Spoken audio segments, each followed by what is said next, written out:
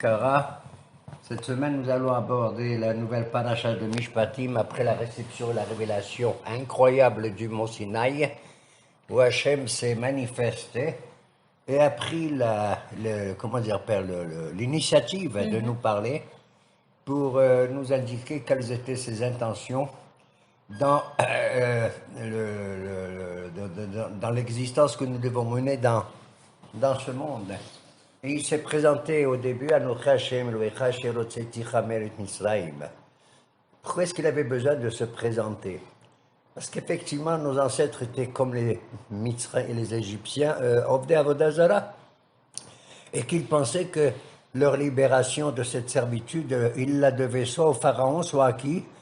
À Moshe Rabbeinu, à la Shalom, ou alors, lo alenu, à une divinité quelconque. Voilà pourquoi Kadosh Baruch Hu a dit: je suis celui qui, Anochi Hashem, celui qui vous a fait sortir Me'eretz Misraïm, mi bet avadim, de la maison de l'esclavage. Voilà pourquoi, juste après cette paracha de Yitro, nous avons la paracha de quoi? De Mishpatim, celle qui va justement instituer le système judiciaire que le peuple juif va fonder, va prendre l'initiative, mais avec l'influence, bien entendu, de cette révélation divine. La révélation divine, c'est, si tu veux, c'est pas un dialogue, c'est un monologue. C'est Kadosh Baruch Hu qui parle, mais l'institution des Mishpatim, de la justice, je crois que c'est un concours qu'il y a entre Kadosh Baruch Hu et le Am Israël, qui doit justement mettre en exécution tous les événements incroyable qui risque de se produire dans la relation entre les hommes. Et donc l'institution du din ou du tzedek, eh bien, nous avons une initiative de notre part, naturellement, dès lors que nous sommes aussi impressionnés, nous sommes, pour ainsi dire, influencés par la parole et par la révélation divine, à tel point que, une fois, Kadosh Baruch Hu, lui-même, il a voulu rendre la justice, tout seul. Mais il a eu l'idée, tu sais, de faire quoi? Il a dit, avant de rendre la justice, tu sais vis-à-vis de qui? Hein? Je ne le dis pas pour l'instant. Il a dit, Amchase anim Abraham et Asher ane oseh. Est-ce que je vais rendre une justice terrible? Une chose que je ne vais pas informer mon adorable Abraham Avinu. C'était à propos de quoi? Lorsque il a voulu juger les 5 villes de Sodome, Amora et Maotzvoïm. Nachon? Et donc, il a dit, je vais informer Abraham de la justice que je vais rendre à propos de Sodome et Amora. Et il lui a annoncé qu'il allait détruire ces villes. Devine, qu'est-ce qu'il lui dit Abraham? Incroyable mais vrai, au juge suprême de toute la terre, au juge suprême, celui qui a donné au Har Sinaï la Torah. Qu'est-ce qu'il lui a dit? Ashofet kol haaretz lo ya'aseh mishpat. Est-ce que le juge de toute la terre ne va-t-il pas rendre la justice comme il convient? Dis-moi, c'est une phrase jolie, ça? C'est incroyable. Hein? Si moi, je vais voir un juge humain comme ça, et peut-être que j'ai des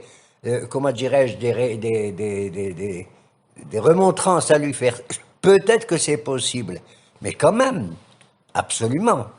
Et même devant un tribunal juif, selon la halacha, j'ai pas le droit d'être comme ça, étant donné qu'il est dit Elohim nitzav ba'adat el. L'Éternel se trouve toujours présent dans la congrégation, dans l'assemblée divine qui va rendre la justice. D'accord? Et on voit comment Abraham considère cette notion de tzedek, de din, comme une chose éminemment compliqué, voilà pourquoi il ose, il a le front, entre guillemets, que Dieu me préserve, l'insolence de faire la remonstrance à tel point qu'il va y avoir un dialogue. Oui, s'il y a 50 juges, je ferai rien, mais s'il y en a 45, mon Dieu, s'il y a 45, je ferai rien, et s'il y a 40... Mais c'est un peu ce matin, non? Ouais, il n'est pas un peu blide, Hazve Shalom, Abraham Abenu, d'aller jusqu'au chiffre 10 pour lui dire, et s'il y en a 10, est-ce que... C'est pour te montrer que, en vérité, c'est pas par insolence, c'est pour montrer à nous tous combien de rendre la justice, c'est pas une chose éminemment facile. Pas du tout. à tel point que cette paracha de Mishpatim, elle commence comme ça. Ve'el et Mishpatim asher tasim lifneim. Voici les lois que tu vas déposer devant eux. Tasim lifneim, ça veut dire, il faut que les lois, tu enseignes au peuple. Il faut que tasim lifneim, tu les places comme sur une table, un shulchan aruch. Il faut qu'elle soit visible, il faut qu'elle soit, comment dirais-je, palpable. Il ne faut pas que ça soit quelque chose de très dur à comprendre. Tassim, il faut les concrétiser et tout ça. Mais en vérité, je vais te dire une chose, la notion de justice, elle a précédé et suivi le don de la Torah. Personne ne le sait. Tout le monde croit que c'est d'abord, comme je l'ai dit au début, Akadosh Baruch Hu s'est révélé, après il leur dit faites la mishpatim. Pas du tout. Avant le mont Sinaï, dans l'endroit qui s'appelle Mara, c'est les eaux amères que Moshe devait adoucir, etc. Là-bas, il y a écrit Sham Sam lo Hok ou Mishpat ve Sham Nisaou. Dieu a déjà donné des lois. Hok ou Mishpat, des Hukim et des Mishpatim. À tel point qu'il a donné les dinim, les lois déjà certaines lois de la justice, les lois de Paradouma, parce que c'est un Hok, on ne comprend pas. Quelle est la différence dans les lois entre Hukim, Mishpatim et Edout? Hukim, c'est des lois qu'on ne comprend pas, que seul Akadosh Baruch Hu peut comprendre. Par exemple, la vache, comment elle s'appelle? La vache rousse, la Paradouma. Elle rend pur ce qui est impur et rend impur ce qui est pur. Ou le Sha'atnez, j'ai pas le droit de mélanger dans un vêtement du lin et de la laine, du pishtan, du végétal et de la... bravo, du végétal et de l'animal, c'est ce qui est arrivé du temps de Caïn et Abel d'ailleurs. Que Caïn il a offert du végétal et Abel a offert de l'animal. Mais malgré tout, notre esprit n'arrive pas à comprendre, mais on doit être sûr qu'Akadosh Baruch Hu lui connaît l'essentiel des choses qu'il y a dans le monde pour savoir ce qui se marie, qu'est-ce qui ne se marie pas et tout. Et que dans ce monde, nous vivons des oppositions qui nous dérangent vraiment, on ne comprend pas. Et ces oppositions, lorsqu'on sera là au Olam Haba, au Gan Eden, on va comprendre qu'elles s'unifient en vérité. Et qu'il n'y a pas de contradiction entre le noir et le blanc, entre le jour et la nuit, entre le doux et la mer, etc. C'est pour ça que dans la région de Mara, Sham Sab Lo Hok Mishpat Ve Sham Nisaoum. Dieu nous a donné des hukim, comme je viens de signaler, des edout. Qu'est-ce que c'est des edout? Des témoignages. Qu'est-ce que c'est qu'un témoignage? Je veux témoigner que j'appartiens au peuple juif, et donc, c'est ma carte d'identité. Comment les gens ils savent? Eh ben, ils me voient, je mets des téphilines, je mets le talit, j'ai une maison, je mets la mezouza, etc. Il y a des symboles, il y a des edouyot, il y a des témoignages. On appelle des signes religieux, quoi. Des signes, effectivement, qui indiquent, tiens, celui-là, il fait partie du peuple juif, et pas bon, ça. Alors, Hukim, Edout, et Mishpatim, c'est Vela Mishpatim. C'est les lois qui doivent régir. Ça veut dire qu'ils ne croient pas que dès que le bon Dieu nous met sur terre, ça tout est réglé. Pas du tout. Même un tzaddik qui est sur terre, ça n'existe pas qu'il fasse que le bien et jamais il ne fait un péché. Jamais. Même un tzaddik qui tombe. Plus on est tzaddik et plus le Yetzer Hara est très très fort contre nous. Et ce qui est incroyable, mais vrai, ils disent comme ça, le tzaddik, tu sais qui c'est qui le juge? C'est pas le Yetzer Hara. Le Yetzer Hara l'attaque, oui. Ce qui juge le tzaddik, c'est le Yetzer Tov. Quand mon penchant du bien me dit, Monsieur Gued, tu crois que tu as bien fait les choses, tu ne m'as pas bien fait les choses, crois-moi. Crois-moi, tu ne m'as pas bien. C'est le Yetzer Tov, le penchant du bien, qui me juge à moi. Alors que le rachat, qui c'est qui le juge? C'est le Yetzer Hara. C'est le Yetzer Hara. Il lui a dit, tiens rachat, mais crois-moi, c'est pas vrai, tu as exagéré un peu. Moi, j'ai voulu que tu fasses tel péché, tel mal, mais ça fait beaucoup plus que ça. Nachol? Elohim Nisa Ba'adatel, etc. On voilà retrouve la trilogie avec les Hukim et Edout et Mishpatim. On en avait parlé la semaine dernière. Cette trilogie, mais bien entendu, elle se comprend parce qu'elle est en rapport avec l'édification du peuple juif. On a eu combien de patriarches, madame? 3. Abraham, Yitzhak et Yaakov, d'accord?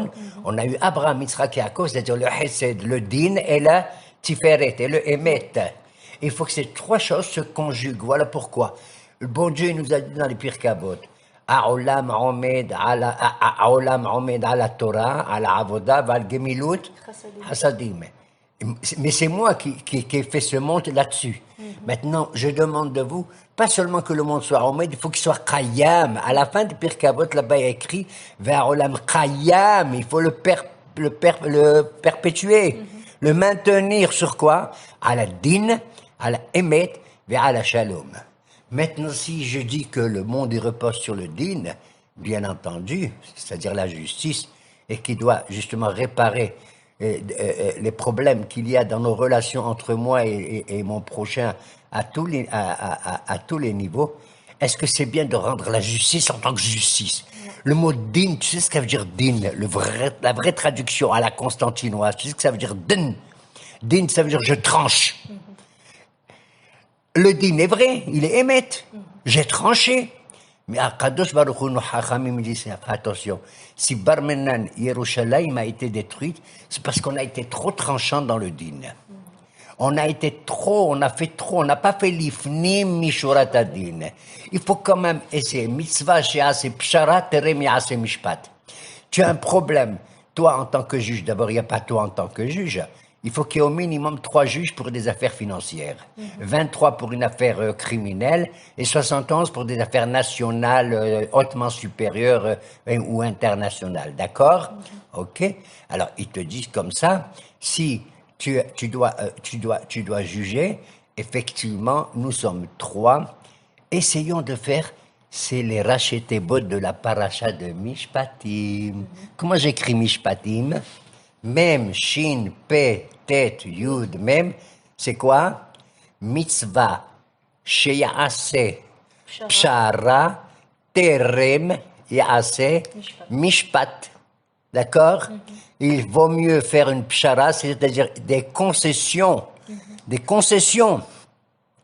entre les deux Baal et Din, avant que tu tranches la justice. C'est bien la justice, bien sûr, mais elle appartient à un monde tellement, je sais pas comment te dire, tellement à 100% vrai, droit et tout. Mais c'est pas possible. Pourquoi c'est pas possible? Pourquoi c'est pas possible d'être droit et vrai et tout? Parce qu'on est dans le Olam Hazé. On est soumis à des influences à droite et à gauche. On a des penchants. On n'a pas qu'une neshama seulement qui veut le bien et qui veut tout ça. Pas du tout. On a aussi un gouffre. On a des désirs. On a des pulsions. À tel point que tu vois quelqu'un qui fait un péché, je ne veux pas dire lequel, peu importe, pour le juger, j'ai pas le droit de le juger. Si j'ai vu qu'il fait un péché et je le laisse faire, pas du tout. Pour le juger, il faut que j'aille voir cette personne, à condition que c'est une personne que je connais et qui ne va pas m'envoyer balader. Hein. Bien sûr, il faut que je la connaisse et tout, qu'elle accepte mes propos. Et je dis, tu sais, mon fils Aziz, tu sais, le péché que tu vas faire, il faut faire hatra'a et devant 2 aidim. C'est-à-dire, l'avertissement, j'annonce au type, le péché que tu vas faire, il est passible de telle et telle punition. Il faut qu'il le sache. Et cette punition, elle sera valable que dans la mesure où je te donne la source, elle se trouve dans la Torah. Par exemple, tu allumes un feu quelconque pendant Shabbat. Il y a écrit il faut que j'informe le pécheur de tout ce qu'il va faire. Tu comprends? Parce que je ne sais pas qui j'ai affaire. C'est peut-être quelqu'un qui ne connaît pas la Torah. Peut-être quelqu'un, il a peut-être un jour étudié la Torah et tout, mais il ne se rappelle pas, etc., etc. Et il faut que je le fasse devant 2 témoins. Pas comme dans les tribunaux goy où devant un seul témoin, ça suffit. Il faut 2 témoins. Pourquoi? Pour qu'un puisse consolider le témoignage de l'autre. Alors, on voit hein, comment incroyable mais vrai que Abraham Avinu ose dire à Hachem, Ashofet kol haaretz lo yaase mishpat. C'est-à-dire d'essayer de réduire peut-être cette punition qu'il va adresser, cette sentence qu'il va adresser à qui? À Sodome et Amora. Et la preuve, il a eu raison. Pourquoi? Parce que grâce à ça, on a sauvé qui là-bas? On a sauvé qui? Lot et ses 2 filles. Et les malachim sont allés et tout. Maintenant, je veux te dire, un type comme Abraham, qui au nom du Hesed, de l'amour pur, s'est permis de parler ainsi à Hachem. Quel est le goy maintenant qui a reconnu qu'Hachem est un homme juste, est un être juste tout à fait? Incroyable mais vrai. Un goy terrible qui m'a fait souffrir à moi et à mes ancêtres. Bravo. Qu'est-ce qu'il a dit à la fin des 10 plaies? Adonai hasaddiq, wa ani wi'ami arshaim. Incroyable mais vrai. Mais tu trouves ça dans la bouche de Pharaon et pas dans la bouche d'Abraham. Tu as compris comment l'histoire du din, du émet et du shalom, c'est quelque chose d'absolument qui ouvre les yeux de quelqu'un, qu'un type comme Racha, comme Pharaon, qui reconnaît maintenant la tzidkout de qui? De Akadosh Baruch Hu, d'accord? Et c'est la raison pour laquelle il a voulu recevoir les 10 plaies sur la tête. Pharaon est un homme extrêmement intelligent. Dès la première plaie, il aurait dû accepter, nous libérer et tout. Tu comprends? Voilà. Maintenant, je te pose la C'est question. marrant d'ailleurs, 10 plaies peu avant les 10 commandements. C'est parallèle aux 10 commandements. Il a fait. D'ailleurs, c'est aussi parallèle aux Asara Ma'amarot Shebahem Nibra Olam, les 10 paroles avec lesquelles le monde a été créé. Mais c'est aussi quoi? Elohim Nisa Ba'adatel, ça veut dire que pour faire une prière dans un public, il faut combien de personnes? 10. C'est le minyan. Il faut mamash 10 personnes. Alors, on voit comment que la position d'un Abraham et d'un Paro. Mitzvah, she'ase pshara, terem yase mishpat. Et alors, devant des témoins. D'ailleurs, nos Hachamim, ils disent, quand le roi Salomon, dans le livre de Kohelet, l'Ecclésiaste, il a dit, moi, je suis capable de juger comme ça, sans avoir recours à quoi que ce soit. Le bon Dieu l'a dit, pas du tout, pas du tout. Il y a un jugement qu'il donne le roi Salomon aussi, un din absolument incroyable. Tu connais l'histoire des 2 femmes. Oui, bien sûr. Les 2 femmes qui avaient un bébé, et pendant la nuit, un des 2 bébés est mort. Qu'est-ce qu'elle a fait, celle qui avait son bébé mort? Elle a mis chez l'autre, et elle a pris le bébé vivant.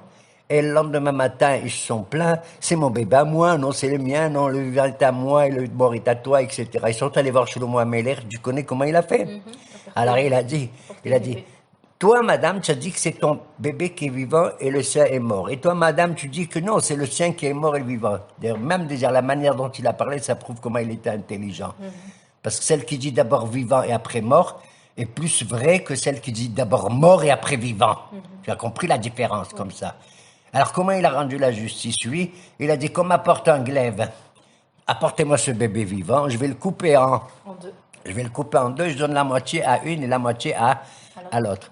Incroyable, mais vrai, comment Shlomo Ameler est allé jusqu'à ce degré-là. Il a fait exprès, bien entendu, pour que la justice et la vérité puissent s'inscrire comme il convient. Il y en a un autre qui a accepté la justice, tu sais comment? Pour le péché qu'il a fait, entre guillemets. La Torah dit, il n'a jamais fait un péché, ça ressemble à un péché et tout. Il a fait David Ameler. Un beau jour, il y a le prophète Nathan Hanavi, pardon. Il arrive et il a vu comment David a pris Bathsheba alors que, etc., etc. Et il a conduit son mari Uriah dans la guerre. Il est mort là-bas et tout et tout. Ne serait-ce que pour avoir cette Bathsheba et tout. Et Nathan Hanavi, il dit à David, tu sais, David, je viens te consulter. Il y avait histoire un jour un riche et un pauvre. Et le riche, qu'est-ce qu'il a fait? Il a plein de bétail, il a de quoi manger et tout. Il est allé voler une petite kifsa, un petit agneau chez le pauvre, le seul agneau qu'il a. Et il s'est mis à faire un festin, il a invité des gens et tout. David dit, quoi? Un type aussi riche qui s'est permis de faire ça, il mérite vraiment une sanction terrible. Qu'est-ce qu'il lui dit Nathan Hanavi? Ce type, c'est toi. Et Akadosh Baruch Hu et David Amelech a accepté que ce verdict contre lui, d'accord? Voilà. Voilà pourquoi donc à Olam Omed à Din, à Emet ve'a Shalom. Et on voit aussi cette différence, si tu veux, comme j'ai dit entre Abraham et Paro, les Havdil et tout. Tu sais entre qui et qui dans la Torah? Entre Moshe Rabbeinu Alav Shalom, lui qui a reçu le premier la Torah, et son frère Aaron. 2 personnages qui sont en principe issus de la même famille, mais qui ont une manière différente d'apprécier l'existence concernant les problèmes de la justice. Moshe Rabbeinu Alav Shalom, il n'est que le médiateur de la pensée et de la parole divine. Il n'y a rien d'autre qui compte pour lui. Ce qu'Hachem a dit, il a dit. Baruch Sha'amar ve'hiya olam. À tel point que pour lui, la justice, tu sais comment il a consigné en 3 mots. Yiqob, Adin et Tahar, en 4 mots. Le din, il doit, comment dirais-je, percer la montagne, même la chose la plus dure. Le din est supérieur à tout, et il faut faire que le din et rien d'autre. Il était dur, pour ainsi dire. Qui? Moshe Rabbeinu alav shalom. Et Aaron, qu'est-ce qu'il était? Eh bien, il était Kohen Gadol, d'accord? Quel était son rôle? Il était dans le Beth Amikdash, on en parlera plus tard, et il y a des types qui arrivent, qui font la tête. Un type, il arrive avec tel korban, un autre avec tel autre korban et tout. Et il sait qu'ils ont fait tel péché. Il était un peu thérapeute psychanalyste. Exactement. Moshe Rabbeinu aussi, il était au Sinaï, c'est la Sinaï cure. Et Aaron, c'est la Torah petite. D'accord? Qu'est-ce qu'il fait Aaron? Il dit pas Yaakov Adin et Tahar, t'as fait quel péché à la barra? Hein? Je vais ramasser le sang, je vais faire ça, tout, va-t'en d'ici, qu'est-ce que c'est ça? Il n'a pas dit ça à Aaron. Il lui a dit là, assis-toi. Comment ça se fait que tu as fait ça et tout, et tout, et tout? Il reçoit le pécheur, tu comprends? Il reçoit maman, celui qui a fait le péché. Il lui parle d'abord et tout. Et après, il lui dit, ne t'inquiète pas, puisque tu es venu, tu as fait ce premier pas vers le Mikdash, la sainteté et tout, Akadosh Baruch Hu va agréer les chaper à la avonot tchecha. À tel point que pour Aaron, il nous a dit à nous, le jour de Kippour, hein, où il va rentrer au Saint des Saints, qu'est-ce qu'il nous a dit Aaron? À travers nos hachamim. בשיבה של מעלה, בשיבה של מטה, הנה אנחנו באים להתפלל את העבריינים. Il n'y a pas de qui pour, tu fais pas la prière avec qui? Avec les Abarianim, Khlet. Je fais la prière avec des brigands, des voyous. Et je regarde à droite, à gauche, et les types ils me regardent méchamment. Pourquoi tu me prends pour un voyou, moi, ou quoi, etc. Hein? D'accord? J'ai jamais vu ça. Les palais, et Abarianim. À tel point que Rabbi Meir Ba'alanis lui-même, il a dit, quand Dieu il a fait le monde, il a dit, j'ai fait la lumière, Vénétov, elle est bien. J'ai fait le rakia, il était bien Tov, et j'ai fait ça. À la fin, il a tout fini, il a fait le Shabbat et tout. Qu'est-ce qu'il a écrit là-bas? Tov Me'od. C'est ce qu'il dit Rabbi Meir. Moi, je m'attendais à ce qu'ils disent très très bien. Me'od, ça veut dire quoi? Très très bien. Le miskin Rabbi Meir, que Dieu le bénisse, il me dit à moi, Monsieur Goethe, tu savez ce que ça veut dire Tov Me'od? Waouh. C'est affreux. C'est-à-dire, quand tu cherches le meilleur et le mieux, c'est l'ennemi du Tov. Si moi je demande le Tov Me'od de toi, c'est pas possible. En tzaddik ba'aretz asher ya'aseh tov velo yacheta. Bimkom sheba'alei tshuva omdim, en tzaddikim gemorim yecholim la'amod. La teshuva, c'est la possibilité de se racheter tout le temps. Et c'est ça le vrai Me'od, pas le Me'od que je dois être le meilleur. C'est impossible que je sois mamash. Tu comprends? Oui. Mais j'aimerais qu'on revienne à la... Contrairement aux goyim, chez eux, je vais te dire, chez les Arabes, le dîme, c'est le dîme comme ça. Le glaive. Et ils ont hérité de ça plus tard, les Issa ou les autres, de l'autre religion que je ne veux pas dire. Pour eux, Hachem, il sauve par la grâce, celui qui veut. Il n'y a rien, c'est rien de logique, c'est la grâce qui les sauve et tout. Mais ils ont institué contre cette notion de grâce, tu sais quoi? En latin, on dit dura lex, sed lex. La loi, elle est dure, mais c'est la loi. Eh bien, c'est pas nous, c'est pas pour ça comme ça. Pas du tout, c'est oui. J'aimerais qu'on revienne aussi sur l'idée de départ, c'est-à-dire la révélation d'Hachem. La quoi, la révélation d'Hachem, oui. D'abord, c'est étonnant, ils viennent de les sortir d'Égypte. Oui. Bien que peut-être il y en avait qui 50 jours plus tard, oui. Oui, ils ne rappellent pas le fait qu'ils sont Anochi, je suis quand même, c'est-à-dire Abraham, Yitzhak et Yaakov n'est pas rappelé à ce moment-là. Or, ils sont tous issus, ils sont là, je veux dire, c'est leur condition, c'est leur identité. C'est pas rappelé à ce moment-là. Et puis, à part ça, c'est-à-dire tous les exemples que tu nous as donnés, c'était plutôt, on va dire, une avodat Hashem qui venait de l'humain, tous ces exemples, vers Hashem. Mais pour revenir à la question de base qui était la notion de avodat Hashem, où est-ce qu'on la situe? C'est-à-dire comment on l'interprète à travers tous ces personnages? Que je viens de citer, Oui. à travers qui Shlomo, À etc. travers Abraham, à travers Shlomo, c'est-à-dire même à travers les polarités entre Moshe et Ah, Aaron. voilà pourquoi. On a dit tout à l'heure les 10 commandements, les 10 paroles avec lesquelles Dieu a fait le monde, etc., les 10 plaies et tout. Ça veut dire que de prendre conscience de tel ou tel acte, qu'il est valable ou pas valable, ça prend du temps. Il y a des étapes. Mamache, il y a des étapes. Je vais te dire, peut-être pour conclure, je vais te dire une chose. Quand Dieu il a ouvert la bouche tout seul et qu'on a entendu, je suis celui qui t'a fait sortir de l'Égypte et de la maison des esclaves. Quand il donne la paracha de Mishpatim, par quoi il commence? Ve'ele hamishpatim asher tasim lifnehem ki tikneh eved ivri. Quand tu feras l'acquisition d'un serviteur, d'un esclave hébreu. Et alors, il y a toutes les halakhot concernant cet esclave-là, entre guillemets. C'est pas l'esclavage au sens où on l'entend comme les pauvres, les noirs et tout, pas du tout.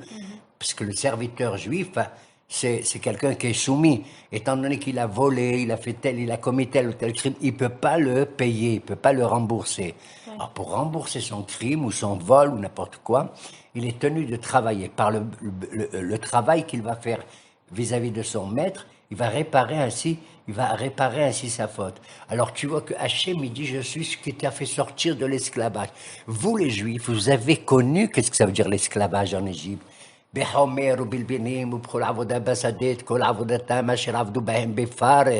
On a souffert terriblement. Voilà pourquoi la première loi de Mishpatim, c'est inouï, elle concerne les esclaves. Vous savez ce que ça veut dire. Il faut pas, et donc c'est ainsi que je vous enseigne qu'est-ce que ça veut dire que la liberté de chacun, que chacun il a sa neshama et qu'elle est valable, peu importe son degré et sa hauteur, peu importe, et vous ne devez pas assujettir le Eved, à tel point que dans la halakha juif, si tu as un Eved, tu as un seul coussin pour dormir, à qui tu le donnes? Au Eved, incroyable. Tu as un seul matelas, tu as une seule chose. Tu n'as pas le droit de dire à Eved, cire-moi mes chaussures. À ton fils ou à ton talmide, oui, tu peux lui demander, parce que c'est mitochava et tout. Mais à ton serviteur, c'est déshonorant. Tu n'as pas le droit de lui dire, je vais aller au hammam, je vais aller au mikvé, transporte devant moi tous mes affaires, mon linge et mes choses et tout. Tu n'as pas le droit. C'est bisayon pour le Eved. Alors on voit, Kanalo Eved, Kanalo Adon. Celui qui a un serviteur, il fait attention. C'est comme s'il avait un seigneur, c'est comme s'il avait un maître véritablement. Donc le respect de l'autre, c'est incroyable. Et on voit que dans Yitro, la révélation, c'est Ben Adam, la Makom, entre moi et le bon Dieu. Mais ce qui compte le plus avant tout, c'est les deuxièmes tables, c'est-à-dire Ben Adam, la Havero. Voilà pourquoi la notion de din et de justice, elle est avant le Matan Torah dans la paracha de Mara. Et voilà, c'est tout. De nos jours, Bezrat Hashem, nous allons mériter d'avoir des dayanim comme il convient. Et si tu as un problème, ne le fais pas pendant le mois de Av, hein, Tchabeb. Parce que c'est un mois le mazal, il n'est pas terrible. Si tu as un problème à régler avec ton prochain, tu vas choisir, tu sais quel mois? Le mois de Hadar. Parce que le mois de Hadar est plus marrant. Et nous avons gagné Haman. Et nous en parlerons plus tard, ultérieurement.